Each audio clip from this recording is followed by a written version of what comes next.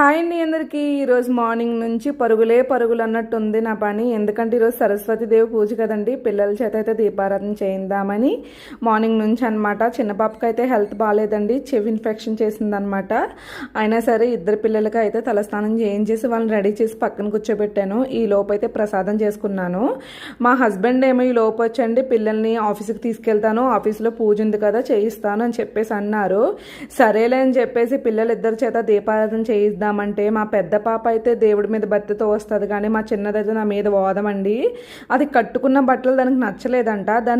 దాని అదృష్టమో దాని దురదృష్టమో తెలియదు, కానీ దానికి అస్సలు బట్టలు అవరవండి. ఎప్పుడైనా సరే వెళ్తామా మేము షాపింగ్కి, దానికి అస్సలు బట్టలు అవరవు. మా పెద్దదానికి ఎలాంటి బట్టలైనా అమరిపోతాయి. పాపం దానికి ఉన్న బట్టలే ఎక్కువగా కట్టేస్తూ ఉంటుంది. నార్మల్గా ఇంటి దగ్గర కూడా కొత్త బట్టలు కట్టేస్తుంది.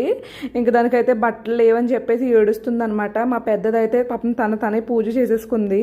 నేనైతే మా చిన్నదాన్ని రెడీ చేస్తున్నాను. ఈ లోపైతే తను పూజ చేసేసుకుంది. ఇంక నేనైతే మా పిల్లలిద్దరిని మా హస్బెండ్ చేత పంపేసిన తర్వాత ఇంక ప్రసాదం అయితే అయిపోయింది కదండి. పిల్లలు కూడా ప్రసాదం పెట్టుకోకుండా నార్మల్గా దండం పెట్టుకుని దీపారాధన అయితే చిన్నది పెద్దదాన్ని కలిపేసి పెద్దదాన్ని దీపారాధన వెలిగించేయమన్నాను. వెలిగించేసింది అనమాట. ఇంకా వాళ్ళు వెళ్ళిపోయిన తర్వాత ప్రశాంతంగా అయితే పూజ అయితే చేసుకుంటున్నానండి. నేను ఎప్పుడు షోడోపచార పూజ చేసుకుంటాను కదా, పూజ అయితే మొదలు పెట్టాను అనమాట. వాళ్ళు వెళ్ళేటప్పటికే 8:30 అయిపోయింది. వాళ్ళు వెళ్ళిన తర్వాత చాలా ప్రశాంతంగా అయితే పూజ అయితే చేసుకున్నాను. ఓకేనండి, మన వీడియో కొత్త వాళ్ళు ఎవరైనా చూస్తే సబ్స్క్రైబ్ చేసుకోండి. Bye bye.